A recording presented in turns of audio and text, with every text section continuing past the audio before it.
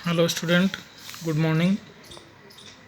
पिछली क्लास में अपने पढ़ लिया था कि महाराणा प्रताप और अकबर है वो दोनों अपनी अपनी सेनाएं लेकर के और हल्दी घाटी वाले क्षेत्र में आकर के डेरा डाल लेते हैं।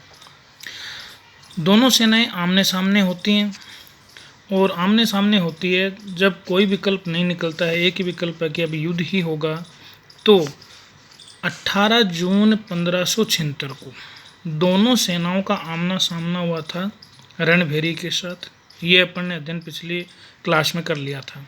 तो आज करेंगे कि जो युद्ध हुआ था 18 जून 1576 को, वह युद्ध क्या नाम है उसका? हल्दी घाटी का युद्ध है, जो इतिहास का प्रसिद्ध युद्ध कहलाता है।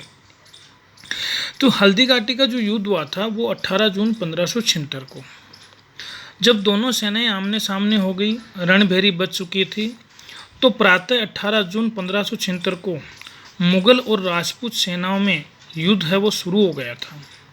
और युद्ध शुरू हुआ तो युद्ध का जो प्रथम चरण था या पहला भाग या प्रारंभिक जो आक्रमण था वो राजपूतों के द्वारा मुगल सेना के ऊपर इस प्रकार यानी इतने तेज प्रहार से किया गया कि मुगल सेना है वो अपनी जान बचा करके वहाँ से भागने लग गई। यानी पहले जो आक्रमण में प्रारंभिक जो दौर था उसके अंदर कौन सफल रहा? राजपूत सैनिक सफल रहे, जो मुगलों की सेना को मजबूरन भागने के लिए विवश कर दिया और सेना है वो इधर उधर जान बचाने के लिए भागने लग गई। लेकिन हुआ क्या कि इसके अंदर जो मुगल इतिहासकार जो बदायूं है वो भी इसका अध्ययन अपने ग्रंथ के अंदर करता है, और ये खुद भी है स्वयं भी क्या किया कि इसने भी अपना क्षेत्र छोड़ दिया और वहाँ से भाग निकला था। मतलब इतना भयंकर जो आक्रमण है वो मुगल सेना के ऊपर राजपूतों का हुआ था, जो प्रारंभिक आक्रमण था। लेकिन मुगल सेना का जो प्रभारी, एक मुगल सेना जो आरक्षित सेना रख ली गई थी, यहाँ ये आरक्षित भाग रख लिया गया था, उसका प्रभारी था मित्र खां। तो ये मित्र खां ने जब स्थिति को देखा कि हमारी सेना है वो भागने लग गई, या ऐसे अगर इस प्रकार युद्ध करेंगे तो हम दोपहर तक ही पराजित हो जाएंगे, तो इसके लिए मित्र खां ने एक झूठी अफवाह फैलाई। और झूठी अफवाह ये फैलाई कि बादशाह है वो स्वयं एक बड़ी सेना लेकर के आ रहे हैं, कि अकबर है वो एक बड़ी सेना लेकर के आ रहे हैं। सैनिकों में ये बात फैला दी गई कि आप भागो मत और युद्ध करो। तो जब सैनिकों ने ऐसी बात सुनी और सुनते ही और उन मुगल सेना के अंदर दोबारा एक नया जोश और हिम्मत पैदा हो गई, और वो मुगल सेना है फिर राजपूत सेना के साथ लड़ना शुरू कर देती है। अब राजपूत जो पहले मोर्चे के अंदर सफल हुए या पहले चरण के अंदर सफल हुए, तो उसने क्या किया, बनास वाला जो क्षेत्र है उस क्षेत्र को अपने अधिकार में कर लिया, जिसको कहते हैं रक्तताल। बनास वाला जो क्षेत्र है उसे रक्तताल कहते हैं। उस क्षेत्र में आकर के और वो अपना डेरा डाल लेते हैं, यहाँ आकर के जम जाते हैं। इस युद्ध में जो गतिविधि हुई तो इसमें कुछ जो हाथी हैं उनका भी महत्वपूर्ण योगदान बताया जाता है। इस युद्ध में जो महाराणा प्रताप है उसकी तरफ से 2 हाथी लड़े थे, एक तो पूना और एक राम प्रसाद।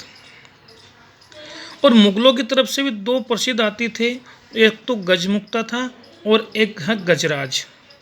तो प्रताप की तरफ से लड़ने वाले पूना और राम प्रसाद, और अकबर की तरफ से लड़ने वाले गजमुक्ता और गजराज। तो इन दोनों के मध्य युद्ध हुआ था।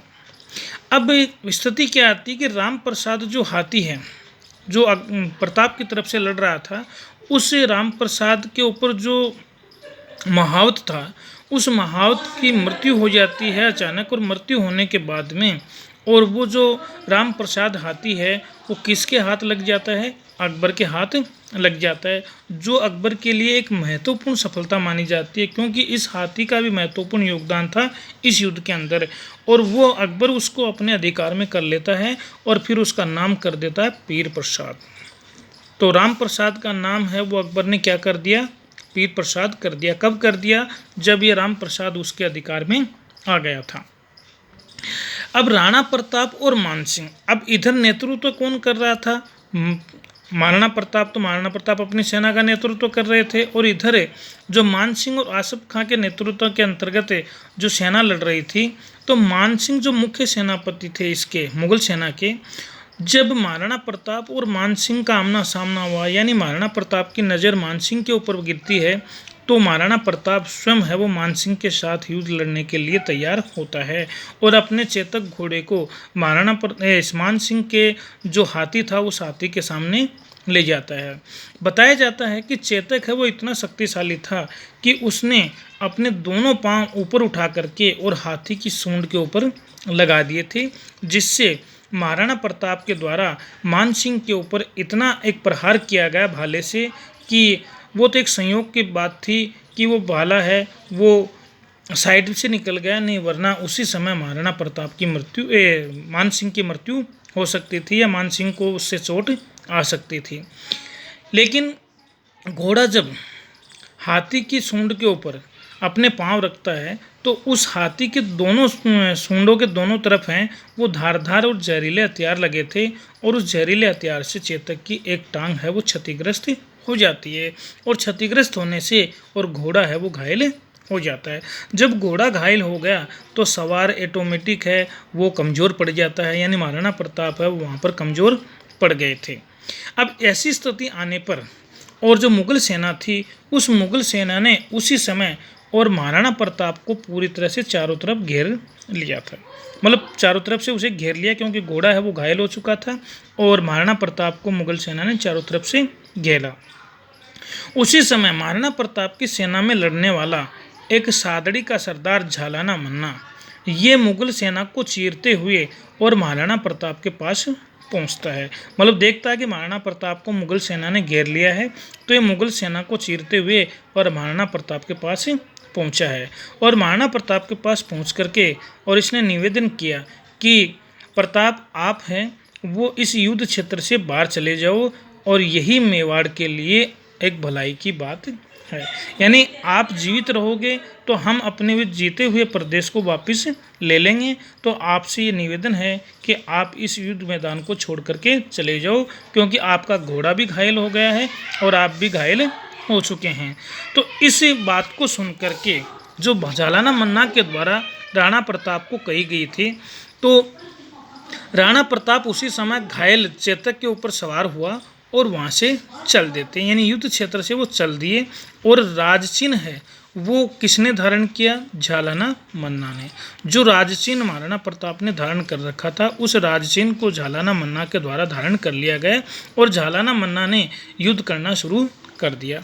जैसे ही राजचिन्ह महाराणा झालाना मन्ना ने धारण किया और मुग़ल सेना है वो मन्ना के ऊपर टूट पड़ती है और मन्ना है वो वीरता से मुग़ल सेना के साथ लड़ते हुए और वीर गति को प्राप्त हो जाता है। अब उधर घायल जो चेतक है वो महाराणा प्रताप को लेकर के और युद्ध क्षेत्र से रवाना हुआ था, वो राणा को एक नाला है वो पार करते समय और नाले को पार करवा करके इस साइड से दूसरे छोर पर गिरा, तो गिरते ही और वो परलोक सिधार गया था।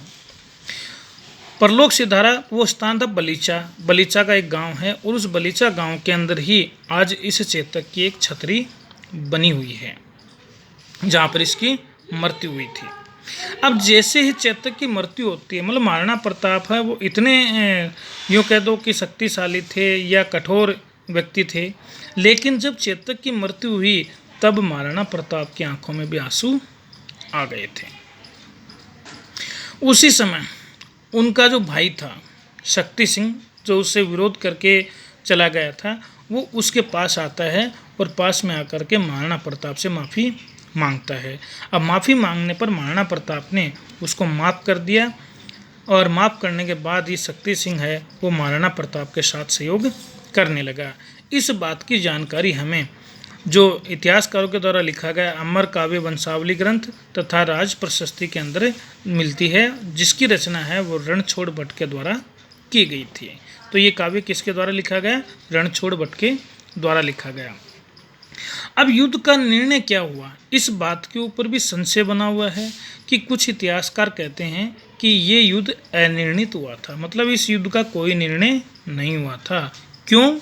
कारण सहित। क्योंकि अकबर चाहता था कि इसका एक उद्देश्य था कि या तो महाराणा प्रताप को मार दिया जाए या फिर मुग़ल सेना में उसको दरबार में उपस्थित किया जाए या फिर उसके संपूर्ण साम्राज्य के ऊपर मुगलों का अधिकार हो जाए। लेकिन इन तीनों ही परिस्थितियों में किसी भी कार्य में अकबर को कोई सफलता प्राप्त नहीं हो सकी और इस आधार पर इतिहासकार कहते हैं कि ये युद्ध है अनिर्णायक हुआ था, क्योंकि जैसे ही मुगल सेना मेवाड़ वाले क्षेत्र को छोड़ करके वापस वहाँ से जाती है तो महाराणा प्रताप के द्वारा फिर से अपनी शक्ति को संगठित करते हुए और अपने क्षेत्रों पर अधिकार स्थापित कर लिया जाता है। इसीलिए ये कहते हैं कि ये युद्ध है वो अनिर्णायक युद्ध हुआ था, इसका कोई निर्णय नहीं